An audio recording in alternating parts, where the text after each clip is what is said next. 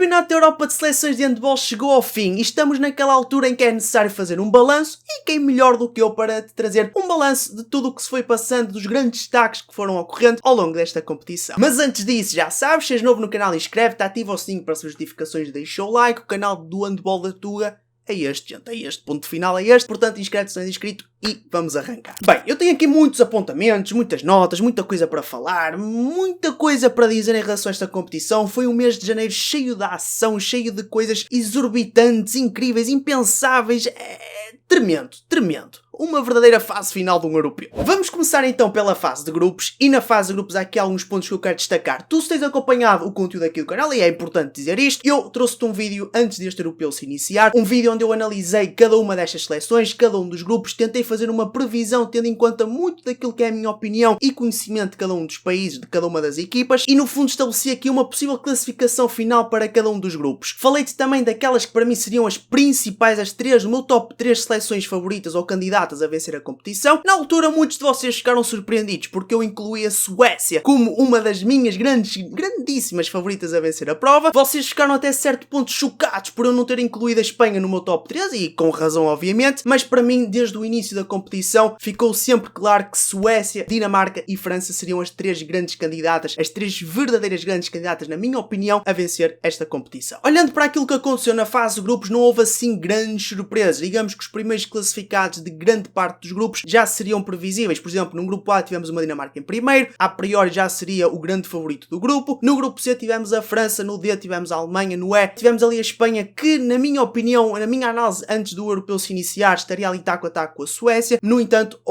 existiram aqui dois grupos que me surpreenderam e muito. Um desses grupos é o claro grupo B, o grupo da morte, o grupo mais equilibrado, o grupo mais... Esqueçam, este grupo onde esteve inserido Portugal com Islândia, Países Baixos e Hungria, foi o terror completo para a nossa seleção. Uma Hungria, e podemos já começar por uma das equipas que me desiludiu, foi uma desilusão tremenda que esteve muito aquém das expectativas. Uma seleção a jogar em casa, com o apoio dos adeptos, pavilhões cheios para apoiar a equipa, uma equipa que não é só o fator casa, é o fator ou a questão de ter grandes nomes no seu leque, ser uma equipa conhecida por um jogo coletivo muito forte, ter grandes referências na equipa, jogadores que jogam no campeonato húngaro, jogadores que jogam ao mais alto nível, que tinham a obrigação de terminar em primeiro lugar deste grupo e não o conseguiram. Por outro lado, temos duas seleções, uma que já se esperava que eventualmente pudesse passar à fase seguinte, que é a Islândia, que curiosamente foi a invicta deste grupo, terminou em primeiro lugar, destacadíssima. Depois temos outra grande surpresa neste grupo, a seleção dos Países Baixos, uma seleção que eu já tinha dito a priori, uma seleção sem história de fases finais, uma seleção com uma história muito curta no que diz respeito ao handball, mas que tem uma grande referência, um grande nome, que é Luke Steins. E Luke Steins, se entrasse para este campeonato da Europa como tem estado ultimamente ao serviço do PSG, iria causar muitos estragos, e foi o que aconteceu. Tem que dar também destaque a Kai Smith, também o lateral da equipa dos Países Baixos, que esteve em grande forma nesta competição, e a juntar o útil ao agradável, tens um Luke Steins que está em grande forma, com o Kai Smith, gente, fez estragos por tudo quanto é lado, e Portugal sentiu e muito isso na pele. Depois, em relação ao grupo F, que é o tal grupo da Rússia, Noruega, Eslováquia e Lituânia, a Rússia realmente surpreendeu, e eu que a priori sentia que a Rússia, independentemente de ter ali um leque de jogadores que tinham uma química entre eles muito forte, ali um grupo muito forte em termos de química, a verdade é que eu sentia que a Rússia iria ficar um bocadinho aquém. De todo esperava eu, pensava eu que a Noruega fosse ficar atrás da Rússia nesta fase de grupos, mas a realidade é que os russos desde o primeiro jogo mostraram uma qualidade de jogo tremenda. A Rússia foi para mim a seleção mais criativa, que proporcionou um handball mais espetacular, um chamado handball espetáculo, um jogo em que quem não é fã ou quem não está por dentro da modalidade, que só vê por ver e por ter o prazer de ver bons lances aéreas, jogadas, um jogo corrido, um jogo fluido, a Rússia foi tudo isso. A Rússia, principalmente na main round, esteve incrível. E por falar em main round, é para lá que vamos agora. Portanto, passando Dinamarca, Montenegro, Islândia, Países Baixos, França, Croácia, Alemanha, Polónia, Espanha, Suécia, Rússia e Noruega, temos então os dois grupos da main round. E aqui na main round houve muitas surpresas. Eu fiquei surpreendido aqui com muitas seleções que terminaram em certas posições que eu não estava de toda à espera, e uma dessas seleções é a própria Islândia, e vamos começar por analisar o grupo 1 desta main round. Um grupo 1 constituído por França, Dinamarca, Islândia, Países Baixos, Croácia e Montenegro, onde claramente Montenegro e Croácia, na minha opinião, seriam as equipas que, tendo em conta o desempenho na fase de grupos, ficariam cá para baixo na classificação, e assim foi. Depois tínhamos uma seleção dos Países Baixos que nesta main round eu não acreditava que fosse ambicionar um terceiro, segundo, primeiro lugar. Primeiro lugar,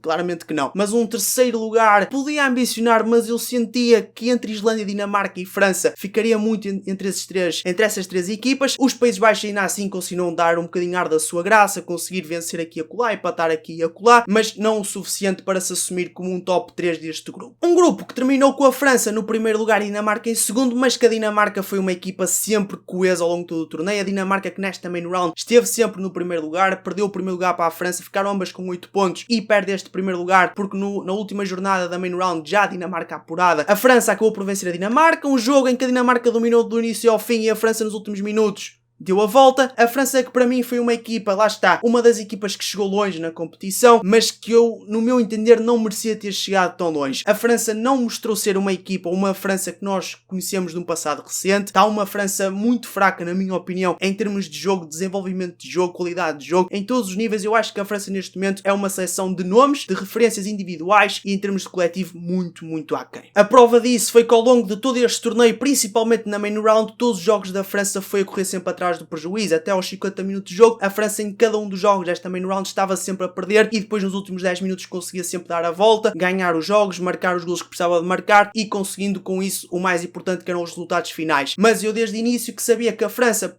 poderia ir um bocadinho longe na competição, mas que era uma questão de tempo até cair, e caiu, acabou por cair nas meias finais diante da Suécia. Por falar em Suécia, vamos olhar então para o grupo 2 desta main round, composto por Espanha, Suécia, Noruega, Alemanha, Rússia e Polónia, e neste grupo assumiram-se claramente duas grandes equipas, duas grandes favoritas neste grupo. Estou portanto a falar da Espanha e da Suécia. A Suécia, que em termos de fase de grupos tremeu ali um bocadinho naquele grupo, ficou com o apuramento garantido, é verdade, com o segundo lugar bem consolidado, mas a tremer ali um bocadinho, principalmente no jogo frente à República Checa. Mas nesta main round a Suécia mostrou aquilo que vale e a sua tremenda qualidade de jogo. Acabou por não ser suficiente para terminar à frente da Espanha neste grupo 2 da main round, terminou em segundo com os mesmos pontos que a Espanha e foram ambas as equipas às meias finais. Em terceiro lugar ficou a Noruega, que termina à frente de uma Alemanha que, na minha opinião, foi também uma das desilusões deste campeonato da Europa. A Alemanha que já não tem andado muito bem. É verdade que a Alemanha tem o melhor campeonato do mundo, mas a Alemanha está muito fraca em termos de seleção. Não está pelo menos aquela Alemanha que nós todos gostaríamos de ver, que nós já vimos no passado recente, e portanto a Alemanha nesta main round a terminar no quarto lugar do grupo. Por outro lado, temos uma Rússia que termina em quinto lugar deste grupo da main round, que podíamos estar a falar de uma Espanha fora das meias finais, porque a Rússia, se bem me lembro, no jogo desta main round frente à Espanha, no último lance do jogo frente à Espanha estava a perder por ganha um livre de 7 metros, já para lá do tempo de jogo, ou seja, para lá dos 60 minutos, tem o livre de 7 metros para empatar o jogo e o jogador russo falha os 7 metros e a Espanha acaba por vencer. Foi um jogo tremenda seleção russa. Foi aí que eu tive a certeza que a Rússia estava a fazer, em termos de handball espetáculo, um campeonato da Europa fantástico. Depois, no último lugar deste grupo, ficou a Polónia que foi tendo sempre altos e baixos. Ora, tinha jogos bem conseguidos, mas depois caía a nível de rendimento. Moritz esteve muito bem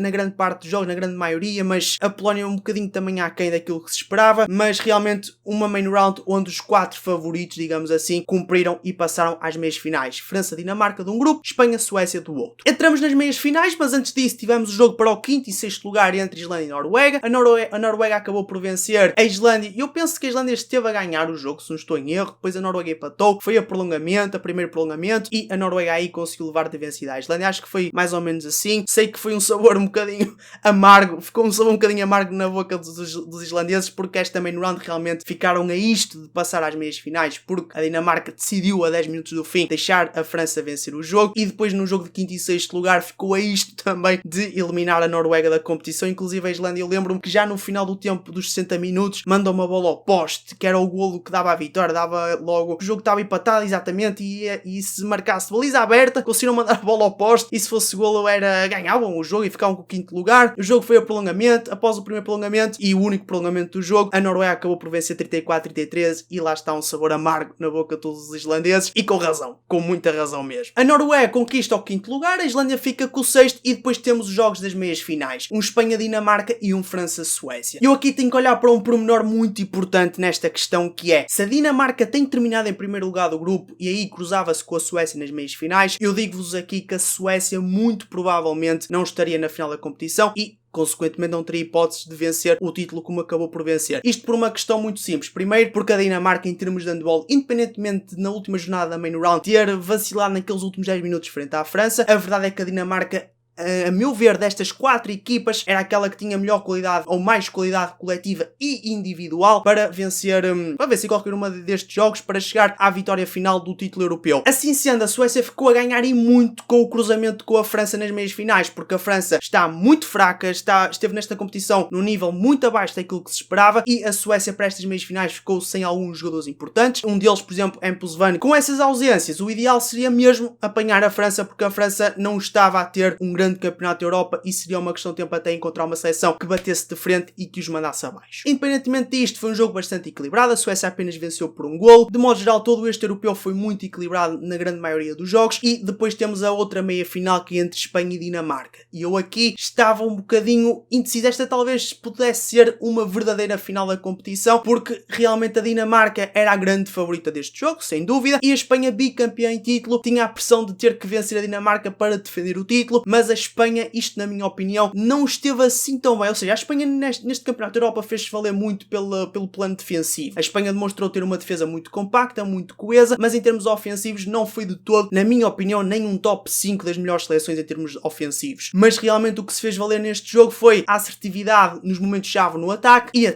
estrondosa, a tremenda eficácia defensiva. Já a Dinamarca, neste jogo das meias finais, posso mesmo dizer que foi talvez o jogo menos conseguido por parte dos dinamarqueses. Estiveram muito aquém daquilo que se esperava, mérito obviamente para a seleção espanhola, mas eu acho que este foi o jogo menos conseguido por parte da seleção dinamarquesa. Vencendo a Suécia numa meia final e a Espanha na outra, estavam encontrados os finalistas deste campeonato da Europa, Espanha e Suécia, e tínhamos um jogo para o terceiro e quarto lugares. Uma desforrazinha entre França e Dinamarca, onde os dinamarqueses acabaram por levar a melhor. Lá está, a Dinamarca, se não tivesse perdido aquele jogo da main round frente à França, possivelmente poderia ter chegado à final. Acredito eu que chegasse mesmo à final e que pudesse ter levado vencida a seleção espanhola na final, porque já estaria com uma postura, uma atitude um bocadinho diferente. Por fim, tivemos o jogo da final, Espanha-Suécia, e aqui era ela por ela, ok? Os espanhóis com a pressão de ter que defender o título e jogar frente a uma grande seleção nórdica, e por outro lado uma Suécia que também tinha uma certa pressão porque já não vencia um campeonato da Europa há 20 anos. Terminados os 60 minutos, a Suécia acaba por vencer. Foi um jogo muito bem conseguido. Sinceramente, acho que a Suécia esteve muito melhor na final do que a Espanha, pelo menos em termos coletivos,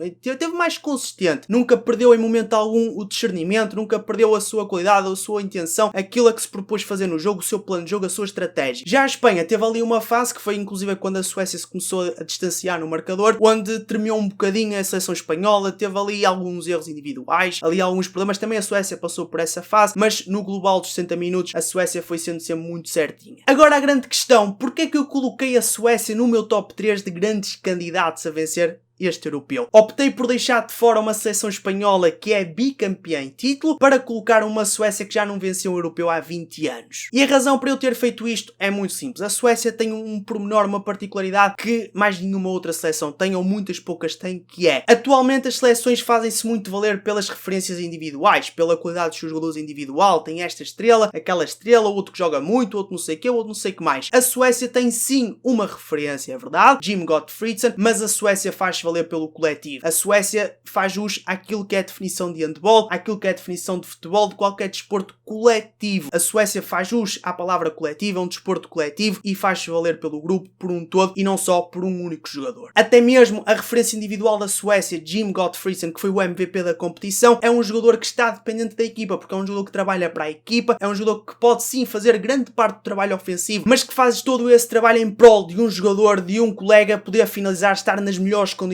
para poder finalizar. Não é por acaso que Jim Gottfriedsen foi dos jogadores, se não o jogador com mais assistências para gol do campeonato da Europa. Também não é por acaso que Jim Gottfriedsen foi marcando muitos gols ao longo da competição, porque quando ele tinha que atirar e assumir, assumia, mas quando tinha que dar a marcar, dava a marcar e conseguia construir ataques, conseguia arranjar ali aquele espacinho para os colegas finalizarem nas melhores condições possíveis, e assim é que um jogador trabalha para um coletivo, e um coletivo se torna muito forte mesmo. A Suécia venceu este europeu, pode não ter sido a seleção que melhor jogou ou que maior espetáculo espetáculo deu à competição. Pode ter sido uma das seleções que mais errou em termos de falhas técnicas individuais, ou seja, que não deu aquele espetáculo, aquele jogo bonito que tu gostas de ver, mas foi uma seleção muito pragmática, muito fria, muito incisiva, muito coerente, muito equilibrada e que chegou àquilo que era preciso chegar, que era à vitória final e levantar o caneco. Por fim, deixar um destaque à nossa seleção, muito rápido mesmo, Portugal, que foi uma tremendíssima desilusão. É verdade que foi a seleção mais condicionada por questões de Covid, ausências de peso, etc. Mas Portugal tinha a obrigação de fazer um bocadinho melhor daquilo que trouxe. Notou-se claramente que Portugal teve jogos em que não se preparou, uma classificação muito fraca. Portugal terminou, em termos de ranking, terminou este europeu na 19ª posição. Isto estamos a falar, se não estou em erro, de 24 equipas. Portanto, Portugal terminou 5 lugares acima do último lugar. Portanto, é muito mal. Muito mal para uma equipa que em 2020, no último europeu, terminou na 6ª posição. E no Mundial esteve na 10ª posição, terminou na 10ª. Portanto, é muito mal. Pronto, é basicamente isso, gente. Acabou o europeu. Para o ano temos o Mundial. Os vídeos de handball vão continuar a ser aqui no canal, assim que é. Gente, obrigado por todo o apoio que têm estado aqui no canal.